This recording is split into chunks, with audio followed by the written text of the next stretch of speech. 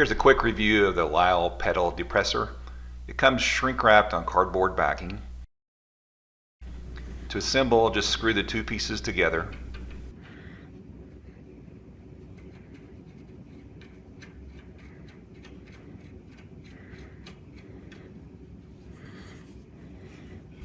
To adjust the tension on the lock, just screw the knob in or out to make it more or less firm of a lock.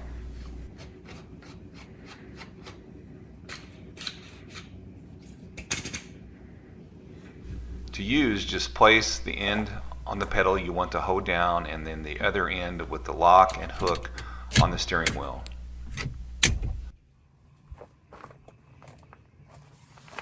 And easily remove when finished.